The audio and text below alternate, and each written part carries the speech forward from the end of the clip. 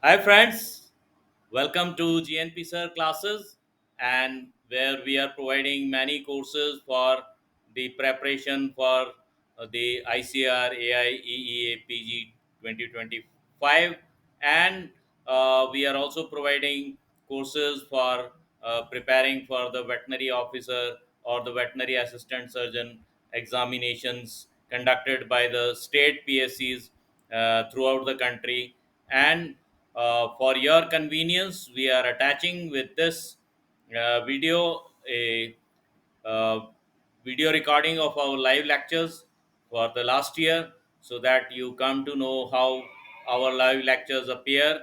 And in GNP Sir classes, we are providing live classes, we are providing the mock test, we are providing much more, we are providing reading premier reading material, and we are providing the chat support to each student through our WhatsApp groups and channels and through the app GNP Sir classes. So have a look at the uh, live classes lectures which we conducted last year so that you join our courses this year as well. And uh, welcome to GNP Sir classes. If you like this video, kindly give your likes, give your comments, give your suggestions, and kindly share and subscribe to GNP Sir. Have a nice time, watch the videos. Do you see the slides and are the slides also moving? Please let me know that, okay?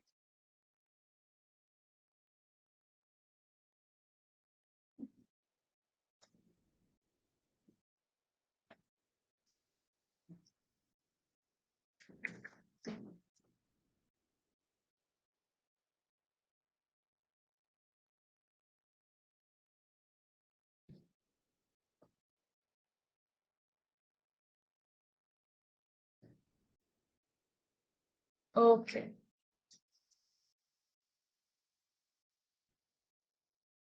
Okay. So I believe everybody can see the slide and also the slides are moving. So I'm going slideshow, okay? Fine.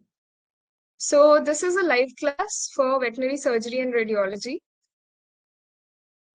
Okay. As I always say this, I said this, I mentioned this even in my webinar, that before studying for any exam, you should study the exam itself. Okay.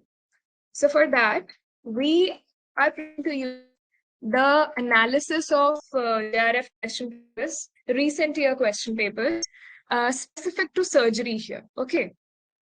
So this is how you find the papers. If you study the papers yourself, I am starting from year 2018. If you see in year 2018, the number of questions that we used to get in question paper in JRF, that was 160 questions.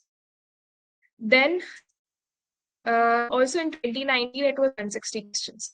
But since year 20, it has come 120 questions, and it is the same till date. All right.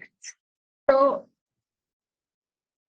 if you look at the paper, if you try to figure out the percentage of questions VSR holds, that is surgery holds, okay, you'll find that, see, the pattern of the question paper in 2018 used to be like, out of 160 questions, there were 10 questions for only match the following, the last 10 questions, and others were MCQs. Then in 2019, they omitted the match part. They only had MCQs, straight MCQs.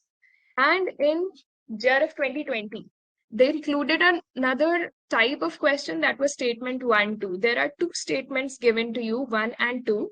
And then you have four options below it asking whether statement 1 or 2 both are correct or both are false, or 1 is true, 2 is false, 2 is true, 1 is false, like that. So it's kind of a true and false type of question.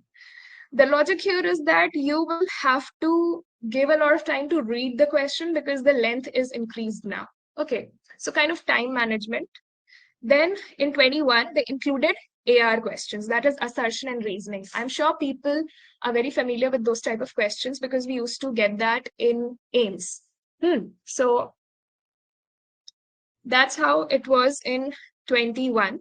And it is the same. till now. They now always have MCQ, match, statement, and AR. Okay, assertion and reasoning. And people find assertion and reasoning the most difficult ones to solve. And there is a simple trick to solve them. You just have to, first of all, read both the statements, A and R, and then you have to check whether they are true or not.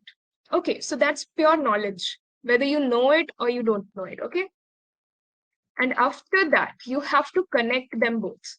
How will you do that? You have to add because. So just read out the assertion, then add because, and then read the reason. If it fits well, you are good to go. Okay. You can select the option that both assertion and reason are correct, and the reason is the right explanation for the assertion given above. Sometimes what happens, the statements are right and they are linked to each other, but they kind of interchange their position. So reason is written in the place of assertion and assertion in the place of reason. This happens like in the rare moments, but it does happen. And people who are in a hurry of reading the question, they're like, yes, it does get linked, and they go with the first option and it gets wrong, right? So please avoid that as well. So going to the main part, the percentage of surgery. So in 2018, surgery had about 11% of questions. There are 19 questions. Okay. Then 2019, it was 18 questions. That was 28 questions in 2020. Then 17 again in 21, 19 in 22, and 23 was 17. So it's always something like 17, 18 questions from surgery, which is a huge number. And if I tell you roughly, clinical subjects always hold that kind of a share in JRF. They're always important. Okay. And that's why we are introducing these classes right away when you are still in fourth year.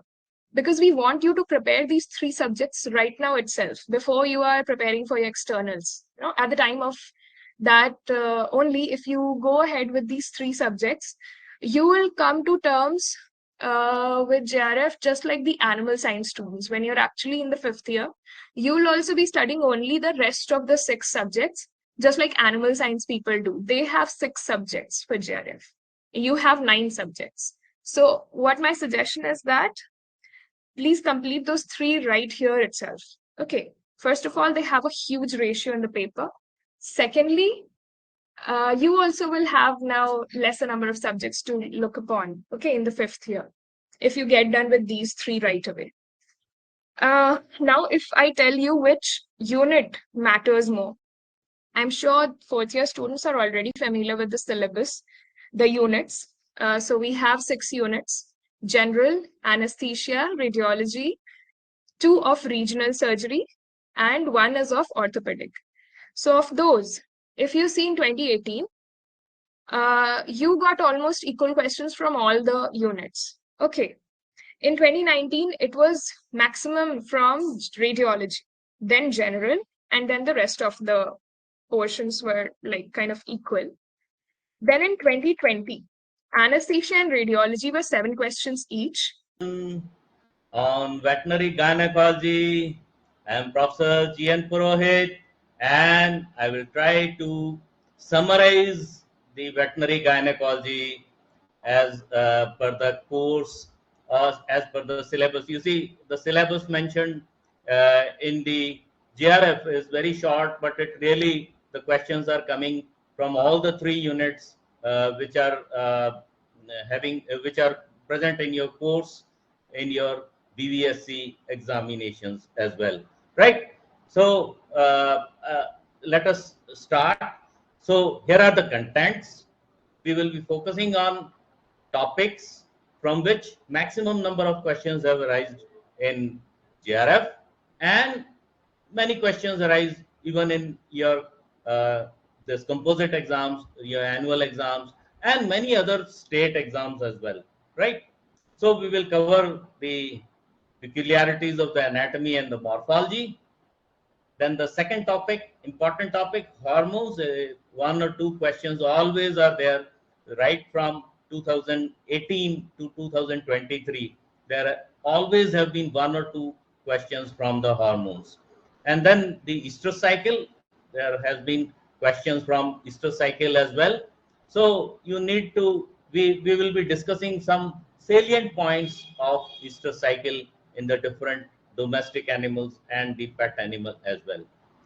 Then there have been some questions, and as the type of MCQs that are appearing have changed meticulously, so we will also be covering some of the reproductive events, say the maternal recognition of pregnancy, the implantation, because sometimes you have questions which have interrelated MCQs or match the following. You can have the questions from different segments, right? Then we will be covering infertility. Although there are a lesser number of questions from infertility, but with the changing pattern of JRF, yes, of course, there may be some questions arising from the physiology and one or two from the infertility to match the sequences, right? And then lastly, we will be discussing about estrus synchronization and embryo transfer, although lesser number of questions. Last year, there was one question on superovulation. And then estrus synchronization and embryo transfer, there are lesser number of questions, but these questions will prepare you for your composite exams, for all other exams where there are some questions from embryo transfer as well, right? So let us start the journey. First, we discuss the peculiarities of the anatomy and morphology. See, there have been questions on the morphology of the ovaries. The ovaries, they have particularly two structures which regulate the reproduction, and they are the follicles. And on the ovary develops a temporary endocrine gland, what we call the corpus luteum. The shape of the ovaries, the mare ovary is very big compared to other animals, and the shape of the ovary of the sow, there was one question in JRF on the shape of its mulberry shape, and then the shape of uh, the bitch ovary, it's the CL are not visible once you open it is completely enclosed with the bursa, and once you open the bursa, you can visualize the corpus luteum. It is being said that in the buffalo and in the mare, of course, the ovulation occurs in the ovulation fossa. So the CL also develops inside the ovary, so it's not protruding outside the ovary as it is protruding in the cattle or maybe in buffalo. Many reports say that the corpus luteum in the buffalo is embedded in the ovarian, deeper in the ovarian stroma, and lesser projecting on the ovarian surface. And then the ovary, it has got two poles, the uh, and it has got borders, the free border and the attached border, and then it is bound on sides by the isthmus. It is attached by the mesovarium, and there was one question that ovary is enclosed by the mesovarium and the ligament proper and the uh, other structures. So there was one question in